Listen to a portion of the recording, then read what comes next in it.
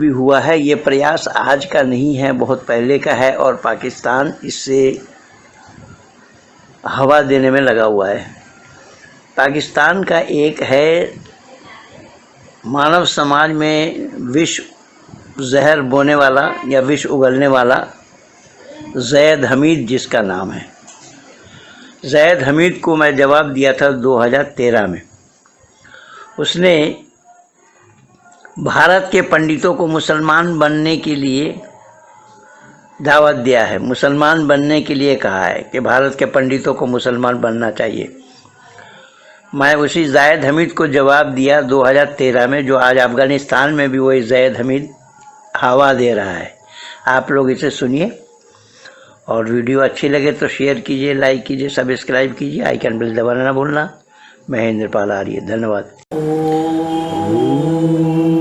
शन्नो मित्रशं वरुण शन्नो भवत्पर्यमा शन्नो इंद्रो बृहस्पतिः शन्नो विष्णुरुक्रमः।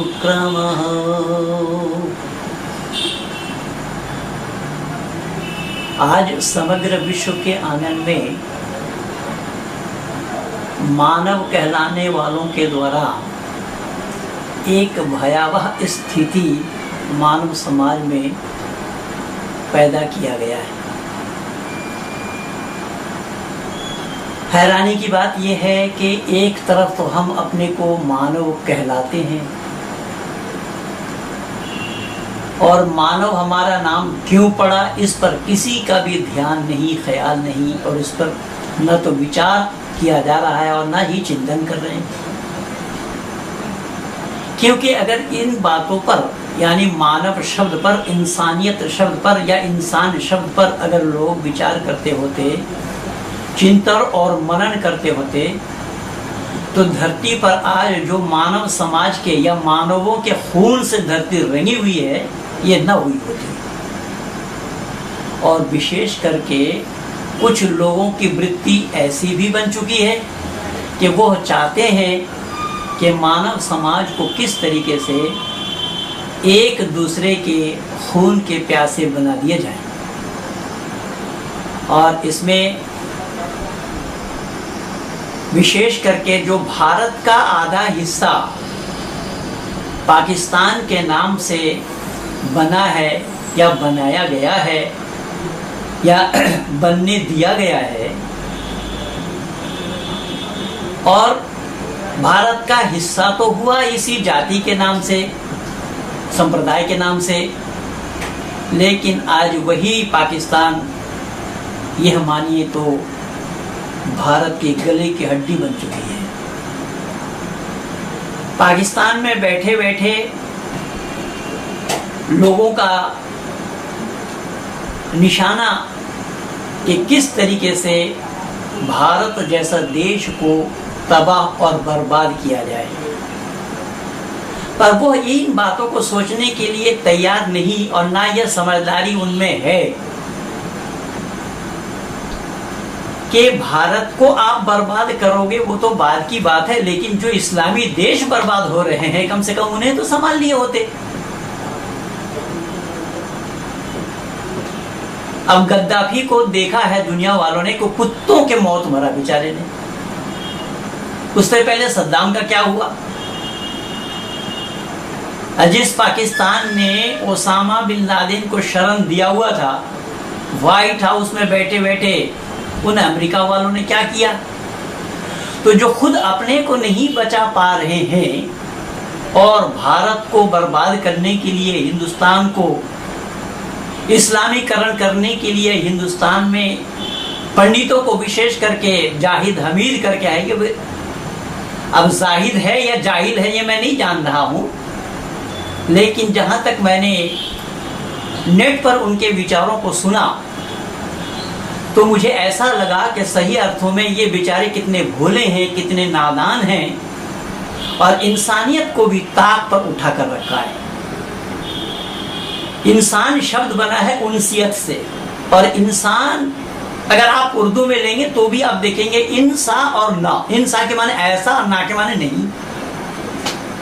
क्या नहीं? कि ऐसा और कोई प्राणी नहीं, सभी मखलूकातों में इंसान को अफजल बतलाया है। तो इंसान को अफजल कहलाने का अधिकार किसने दिया भला? इंसान अफजल इसलिए है, इंसान उत्कृष्ट इसलिए है, ये जितने भी मखलूकात धरती पर बने हुए हैं उन सब से ज्यादा बुद्धिमान, विचारवान, बुद्धिपरक इंसान को ही बनाया है।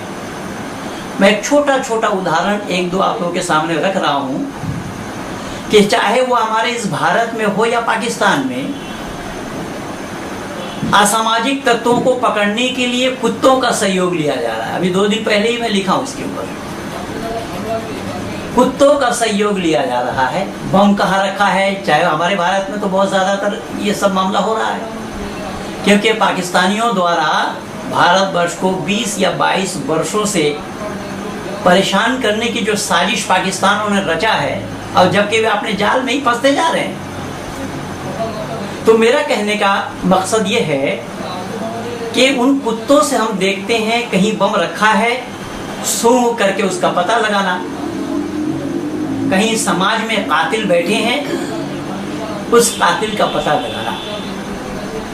परेशानी की बात यह है कि जिन कुत्तों को ये ट्रेनिंग दी गई, तो ट्रेनिंग देने के लिए उसे भी किसी ट्रेनिंग शाला में, जहां पर ट्रेनिंग दी जा रही है, दी गई है, दी जाती रही है, उनको ट्रेनिंग लेना पड़ा।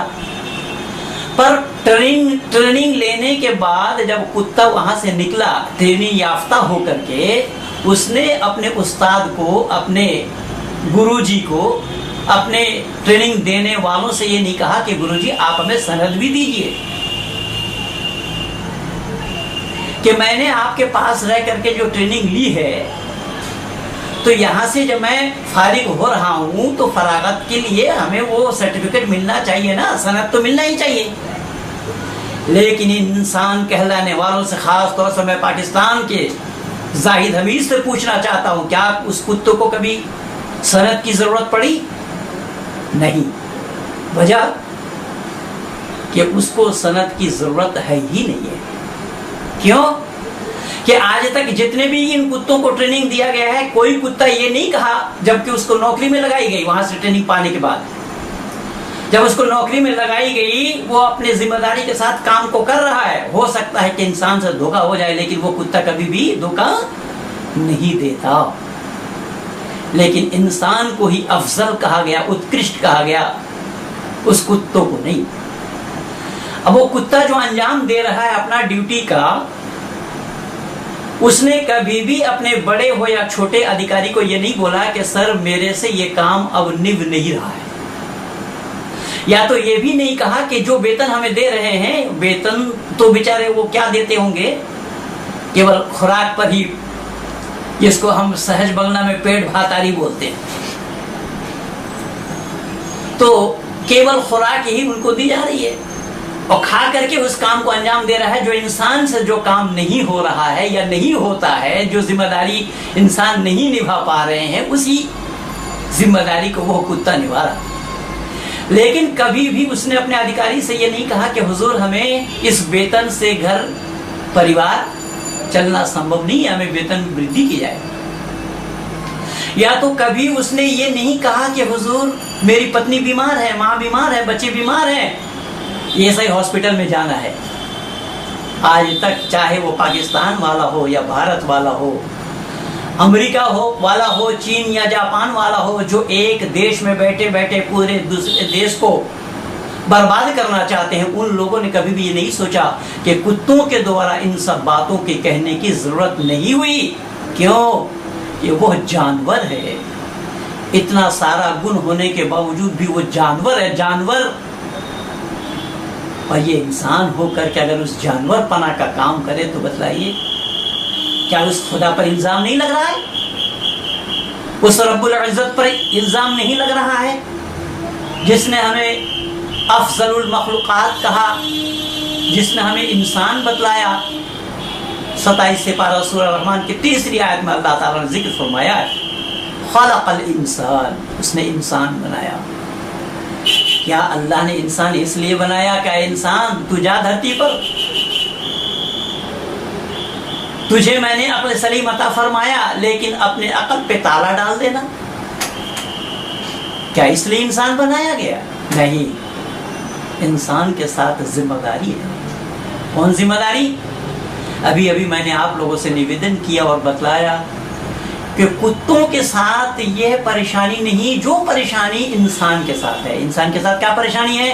अगर ये कहीं पढ़ता है तो उसको सनद की जरूरत है, और अगर नहीं पढ़ा फिर दुनिया वाले उसे ही कोसते हैं, भैया तू तो जाहिल है, तो मूर्ख है, अपढ़ है। अब ये पढ़ना भी इंसान के लिए जरूरी हो गया। अब इंसान पढ़ते क्यों है? अपने बुद्धि को पैनी बनाने के लिए, अपने अकल को धार लगाने के लिए, तेज बनाने के लिए। लेकिन उस पढ़ने का क्या हुआ कि पढ़ करके हमने अकल से काम नहीं लिया। अफसोस कि उस रब्बुल इज्जत ने जिन मखलूकात में से सबसे अफजल मखलूकात इस इंसान को बनाया, वो इंसान होकर के उसका बयानबाजी क्या है? इंसान को तबाह करने की, देश को तबाह करने की, मानव समाज के अंदर में बेमनस्ता पैदा करने की, मानव समाज में फूट डालने का एक और हवाला दिया जा रहा है अल्लाह और आकाए नामदार हजरत अहमद मुस्तफ़ा मुहम्मद मुस्तफ़ा सल्लल्लाहु अलैहि वसल्लम की। मैं गुजारिश करता हूँ विश्व के आंगन में इंसान कहलाने वालों से, और ख़ास करके मैं भाई जावेद हमीद से ही पूछना चाहता हूँ कि अगर आपका मंशा ये है, आप ये कह रहे हैं, आप ख़ास तौर से भारत के पंडितों को कह रहे हैं, मैं उन पंडितों में ही आता हूँ, इसलिए आपको मैं दो टुक में जवाब देना अपना फर्ज समझा, कर्तव्य समझा। आपने भारत के पंडितों को ललकारने का प्रयास किया है। शायद आपको ये पता ही नहीं है कि पंडित होता क्या होना है, पंडित किसको कहा गया है। ना आप जानते हैं, ना आपके पूर्वज जानते हैं, ना आपके पढ़ाने वाले उस्ताद जानते हैं, ना उनके उस्ताद को मालूम था, और ना ही जिनका नाम आप ले रहे हैं आकाए नामदार हजरत अहमद मुस्तफ़ा मुहम्मद मुस्तफ़ा सल्लल्लाहु अलैहि वसल्लम को पता था। वो भी नहीं जानते थे। क्यों? कि मैं नहीं कह रहा हूँ, कुरान साची है। वक़ालल उम्मियूना ला यअलमूनल किताब, कि वो बेचारे लिखने पढ़ने से ही अलग थे, जिनके पास लिखने पढ़ने की कोई क्षमता नहीं थी, जो लिखना पढ़ना जानते नहीं थे, उम्मी कहा गया। एक दो जगह नहीं, कुरान में और जगह भी है। अब दुनिया में देखा जाए तो सही अर्थों में अधिनायक समाज के वही बनते हैं जो पढ़े लिखे होते हैं। अब जिस समाज के अधिनायक के पास लिखने पढ़ने का कोई सरोकार न हो भला, तो वो क्या जानेंगे कि पंडित तो होता कौन है। पंडित कहा जाता है विद्वान को, पंडित कहा जाता है जानकार को, पंडित कहा जाता है जो इल्म को जानता है। इल्म क्या है? उस इल्म को जानना ये इंसान मात्र के लिए फर्ज है। लेकिन आपने जिस हुजूर का नाम लिया और आप लोगों की जो मान्यता है, वो इल्म आप लोगों के लिए है, दुनिया के मानव मात्र के लिए नहीं है। इसीलिए हदीस में आया है, तलबुल इल्म फरीज़तुन अला कुल्लि मुस्लिमिन वल मुस्लिमा। अगर इल्म का ढूंढना फर्ज है, इल्म का तलब करना फर्ज है तमाम मुसलमान मर्द और औरत के लिए, तो क्या बाकी दुनिया के लोग जाहिल रहेंगे, अनपढ़ रहेंगे, अपढ़ रहेंगे? इसका मतलब ये हुआ कि यह इल्म ही एक वर्ग विशेष के लिए है, संप्रदाय विशेष के लिए है। लेकिन आपने जो इसमें कहा अपने वक्तव्य में, उसे सुन करके ही मैं ये जवाब देना उचित समझा। अपना फर्ज को निभा रहा हूं मैं कि सही अर्थों में इंसानियत का पाठ क्या है वो मैं आप तक पहुंचाने के लिए बोलने लगा। अगर आप ये चाहते हैं कि भारत के सभी पंडित वर्ग इस्लाम कबूल कर लें, इस्लाम स्वीकार कर लें, तो मेरे हुजूर आपको यह पता होना चाहिए कि इस्लाम कबूल आप औरों से करवा रहे हैं, भारत के पंडितों से करवा रहे हैं, भारत के गैर मुस्लिमों से करवा रहे हैं। मैं आपसे पूछना चाहता हूं कि इस्लाम का जन्म हुआ कब? हुजूर सल्लल्लाहु अलैहि वसल्लम से पहले इस्लाम का मानने वाला कौन था? चलो छोड़ो, मैं इसको भी छोड़ता हूं। मैं आपसे एक सवाल और पूछना चाहता हूं कि जाहिद साहब, आप जरा बराए मेहरबानी ये बताएं कि हुजूर सल्लल्लाहु अलैहि वसल्लम जब अपने माँ आमिना के गोद में थे, उनके पिता अब्दुल्ला चल बसे थे। अब्दुल्ला क्या थे? मुस्लिम थे और नॉन मुस्लिम? आप कुरान से हवाला दीजिए, किसी हदीस का हवाला दीजिए, फिर मैं जानूं कि हाँ उनके अब्बा हुजूर भी इस्लाम के मानने वाले थे। तो सच्चाई का पता आपको नहीं है, ना तो आप कुरान को जानते हैं और ना कुरान को समझते हैं। यह कुरान के नाम से केवल और केवल मानव समाज के अंदर में खलबली पैदा करने के लिए आपने एक बयानबाजी किया है। यह अल्लाह का उद्देश्य कभी भी नहीं हो सकता। अल्लाह का मकसद ये नहीं हो सकता है कि दुनिया में आपस में मानव कहला करके खून रेजी करे। रही बात, अगर आप कहेंगे कि साहब कुरान के 6666 आयतों में से अनेक आयतें हैं जहां पर गैर मुस्लिमों को मारो काटो लूटो पीटो की बातें हैं, इस्लाम को कबूल करवाने की बातें हैं, तो फिर मैं आपसे ये पूछता हूं कि इस्लाम जब हुजूर सल्लल्लाहु अलैहि वसल्लम 52 वर्ष की आयु में पहुंचे, जब उनके ऊपर नबुवत आई, नबुवत के बाद ही तो उन्होंने इस्लाम को जाना, इस्लाम का प्रचार किया। तो नबुवत से मिलने से पहले वो क्या थे? पहले उसका जवाब तो देना बराए मेहरबानी। क्या वो गैर मुस्लिम थे? अगर इस्लाम नहीं थे तो गैर मुस्लिम जरूर थे। दूसरी बात, मैं आपसे ये पूछना चाहता हूं कि मुसलमान वही होता है, मुसलमान वो बनते हैं जो 6 कलमा पढ़ते हैं, इस्लाम के अरकान को मानते हैं, कुरान को कलामुल्लाह मानते हैं, जो ईमान मुफस्सल और ईमान मुजम्मिल में कहा गया है उसको जुबान से इकरार करना, दिल से मानना। पर आपसे मेरा सवाल यह है, जो 6 कलमा आप पढ़ाते हैं, उन 6 कलमा में सबसे पहला कलमा का नाम है कलमा तैयब। और कलमा तैयब में क्या कहा गया है? ला इलाहा इल्लल्लाह मुहम्मदुर रसूलुल्लाह। लफ्ज़ी मानी, नहीं है कोई माबूद सिवा अल्लाह के, मोहम्मद अल्लाह के रसूल हैं। इसको जो जुबान से इकरार करे, दिल से माने, वो मुसलमान बनेगा। फिर मैं आपसे यह पूछता हूँ जाहिद साहब, जरा बराए मेहरबानी ये बताएं कि यह कलमा हुजूर सल्लल्लाहु अलैहि वसल्लम ने पढ़ी थी या नहीं? जब उन्होंने खुद नहीं पढ़ा तो वो कहाँ के मुसलमान थे? कैसे मुसलमान थे? तो जो खुद मुसलमान नहीं, वो औरों को क्या मुसलमान बनाते भला? दूसरी बात एक और सुन लीजिएगा, और मैं चाहता हूं जरा ध्यान से सुने। कलमा शहादत में आपने क्या बोला? कलमा शहादत में आपने कहा, शहादत के माने है गवाही देना, जो दूसरा कलमा है उसमें आपने कहा अशहदु अल्ला इलाहा इल्लल्लाहु वहदहु ला शरीका लह व अशहदु अन्न मुहम्मदन अब्दुहु व रसूलुहु। लफ्जी मानी, गवाही देता हूं मैं नहीं है कोई माबूद सिवा अल्लाह के, यानी मैं गवाही देता हूं अल्लाह के सिवा कोई और इबादत के लायक नहीं। ये पहला जुमला है। दूसरा जुमला में आपने क्या बोला? व अशहदु अन्न मुहम्मदन अब्दुहु व रसूलुहु, तो और गवाही देता हूं मैं मोहम्मद अल्लाह का बंदा, या मोहम्मद मुस्तफ़ा सल्लल्लाहु अलैहि वसल्लम अल्लाह का बंदा और उसके रसूल हैं। लेकिन हुजूर, आपसे मैं ये पूछना चाहूंगा कि अल्लाह के नाम के साथ हुजूर का नाम क्यों और कैसे जुड़ा? क्या अल्लाह के नाम के साथ किसी और का नाम जुड़े तो वो शिर्क नहीं है? तो आप फिर शिर्क से खाली कहां हैं?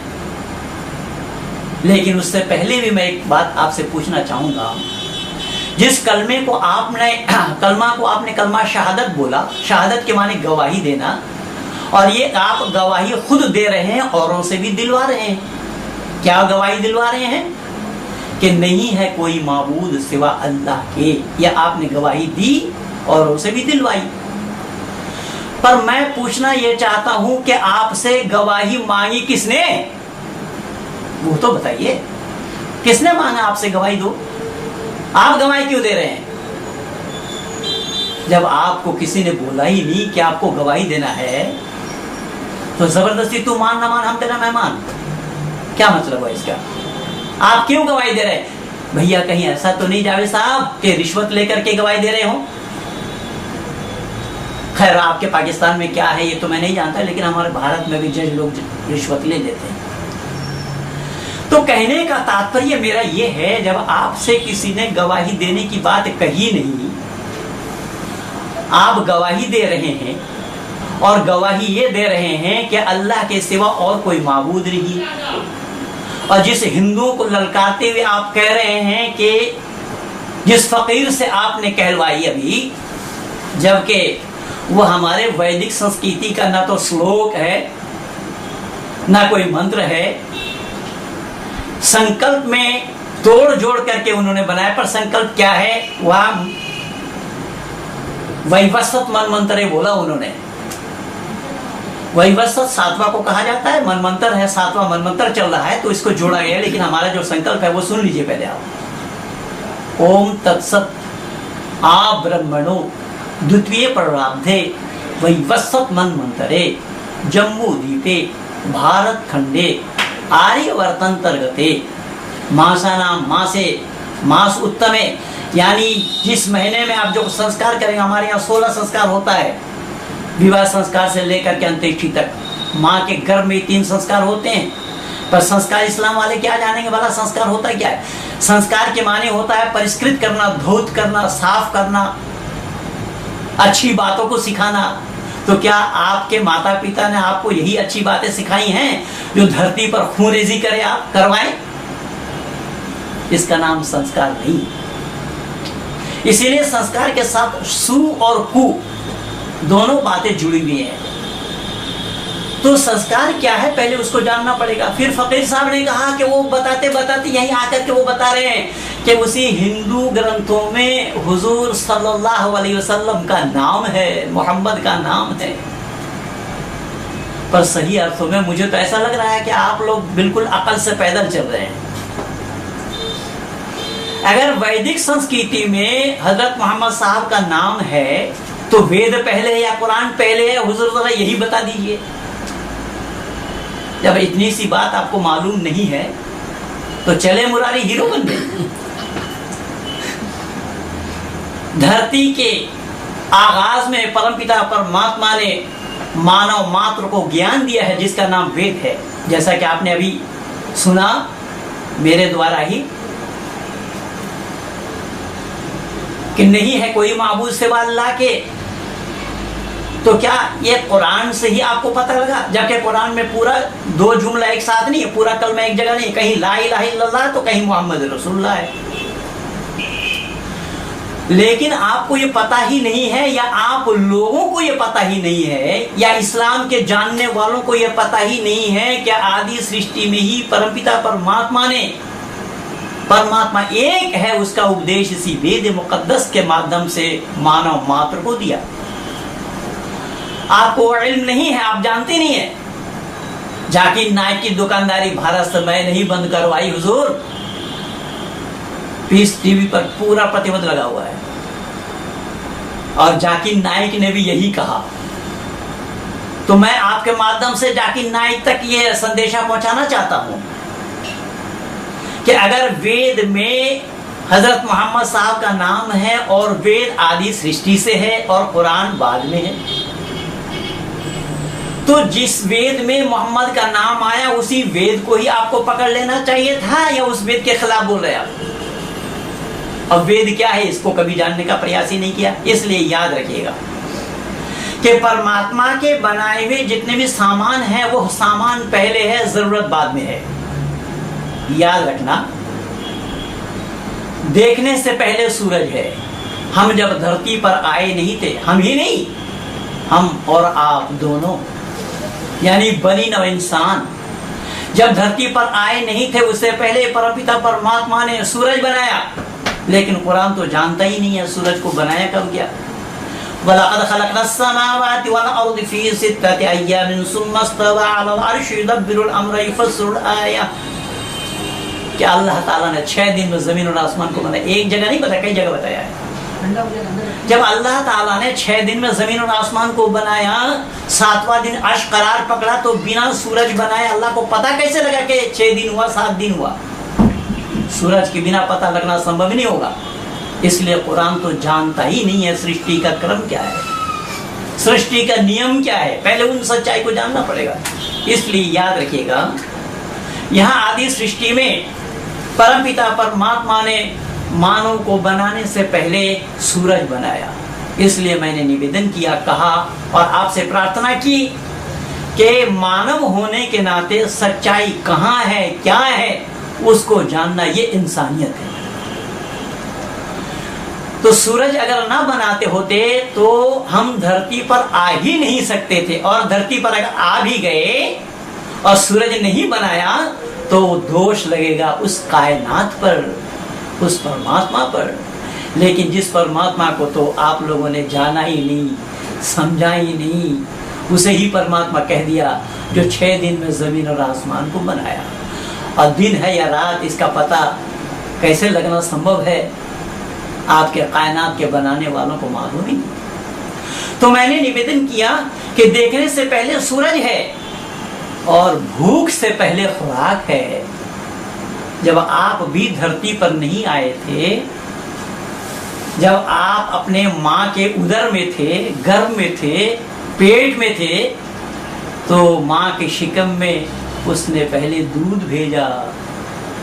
क्या आपके आने से दूध भेजा? क्या आपके आने से पहले दूध भेजा? और याद रखना कि अगर यह काम अल्लाह का है तो फिर उस अल्लाह पर पक्षपात का दोष लगेगा। वो अल्लाह तो उन दिनों में था भी नहीं जिसने दूध भेजा आदि सृष्टि में। इसीलिए वेद के मानी है ज्ञान। ज्ञान के बिना कर्म का करना संभव नहीं है। जैसा आप माइक में बोल रहे हैं, मैं भी माइक में बोल रहा हूँ, मैं भी कैमरा के सामने बोल रहा हूँ, लेकिन हमें अगर ये इल्म ना हो, हमें अगर ये अकल ना हो कि कैमरा के सामने में हमें किस तरीके से बोलना है, कितना जोर से बोलना है, क्या मुंह कैमरा की तरफ करना है या पीठ करना है, ये ज्ञान न हो तो कैमरा में रिकॉर्डिंग करवाना संभव ही नहीं होगा। इसलिए ज्ञान पहले है, कर्म बाद में है। पर आपको ये इल्म ही नहीं है, ना आप जानते हैं, ना इस्लाम वाले जानने का प्रयास करते हैं। तो कहने का मकसद मेरा यह है कि प्यास से पहले पानी, ये सब ईश्वर प्रदत्त जितने भी सामान हैं, वो सामान पहले हैं, जरूरत बाद में है। तो मैंने निवेदन किया कि धरती पर हम जब चलने आए तो हमारे आने से पहले धरती है। अगर धरती परमात्मा ना बनाए होते तो हम आते कहां? और मौलानाओं के साथ 29 वर्षों से मेरा यही मुबाहिसा चलता रहता है। आपने जरूर देखा होगा यूट्यूब में अब्दुल्ला तारिक साहब से या तारिक मुर्तजा से, एक ने तो यहां तक कह दिया मेरा सवाल सुन करके कि अल्लाह ने सूरज को बनाए बिना अल्लाह को पता कैसे लगा? तो मौलाना ने कह दिया कि अल्लाह ने सूरज बनाया पहले। मैंने कहा मौलाना अल्लाह ने सूरज बनाया, ये आप जान करके बतला रहे हैं या अनजान में बोल रहे हैं? तो बोले नहीं, आपने बताया था कि सूरज को बनाए बिना अल्लाह को पता कैसे लगा, इसलिए मैंने कह दिया कि अल्लाह ने सूरज बनाई। फौरन मैंने कहा कि हुजूर यही तो है ज्ञान में कमी, ये इल्म आपको नहीं है। अगर अल्लाह ने सूरज बनाई तो सूरज को रखा कहां, जरा वो बताओ। रखने के लिए स्थान न हो तो उसका बनाया जाना संभव नहीं होगा। और इन सब इल्म से कुरान कोसों दूर है, इस्लाम कोसों दूर है, इन सब इल्म को जानता ही नहीं है। इसीलिए मैंने निवेदन किया कि धरती पर हम आने से पहले चलने के लिए धरती, और धरती पर चलने के लिए परमात्मा अगर ज्ञान न दे तो परमात्मा पर दोष नहीं लगेगा क्या? इल्जाम नहीं लगेगा क्या? आप कहेंगे कि अल्लाह ने ज्ञान दिया। अब देखिए, फिर मैं आपको ही हवाला दे रहा हूं। अल्लाह ने अगर ज्ञान दिया है, जैसा आप कहेंगे कि कुरान से पहले तौरात, ज़बूर और इंजील अल्लाह की भेजी हुई किताब है, जो दाऊद, मूसा, ईसा पर अल्लाह ने भेजी थी, तो उसमें कौन सी कमी आ गई जो अल्लाह को बदलना पड़ा? तो आपका तर्क ये है या आप लोगों का तर्क ये है, आप लोग ये कहते हैं कि उसमें लोगों ने मिलावट कर दी थी। तो हुजूर, ये कहना बड़ा सहज है, आसान है, लेकिन विचार लेना बहुत कठिन है। अगर कलाम अल्लाह की है और उस अल्लाह की कलाम में इंसान मिला दे, तो इंसान के और अल्लाह के कलाम में कुछ फर्क नहीं होगा क्या? हमारा वेद में कोई नुक्ता बढ़ा करके दिखा दे, मैं चैलेंज कर रहा हूं, कलम का नींव धर करके दिखा दे। वेद में कलम का नींव धरना संभव ही नहीं है, क्योंकि परमात्मा पर दोष लगेगा। अब रही बात कि कुरान को नाजिल फरमाते हुए अल्लाह ने कहा कि नहनु नज़्ज़लना ज़िक्र व इन्ना लहू लहाफ़िज़ून, कि कुरान का नाजिल मैंने की और इसकी हिफाजत मैं ही करूंगा। लेकिन मैंने अल्लाह से सवाल किया कि इससे पहले भी तो 3 किताब आपकी ही थी, तो आप पहले से क्यों जान नहीं पाए कि इसमें लोगों द्वारा मिलावट हो सकता है? तो अल्लाह ज्ञान में परिपूर्ण है या अल्लाह ज्ञान में अधूरा है?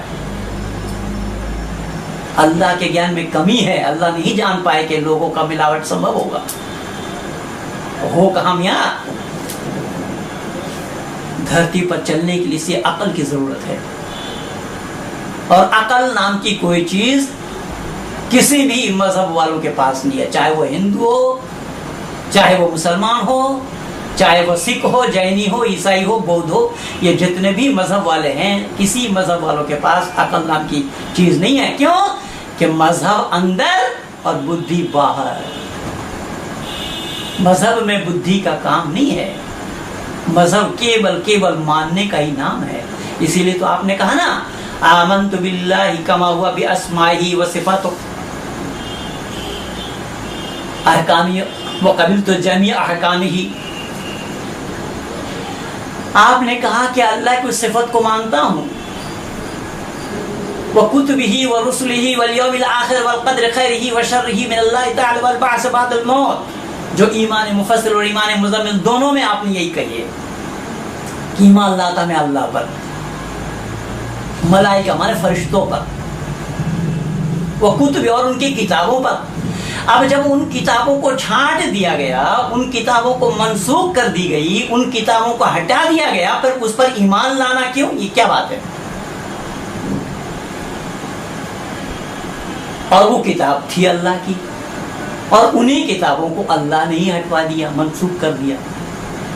तो हुजूर आप ये फरमाएं कि अल्लाह के दिए हुए ज्ञान में अगर इंसान मिला देगा तो इंसान का ज्ञान अल्लाह के बराबर का होना संभव होगा क्या? पहली बात। दूसरी बात, अल्लाह को जानकारी भी नहीं मिल पाई।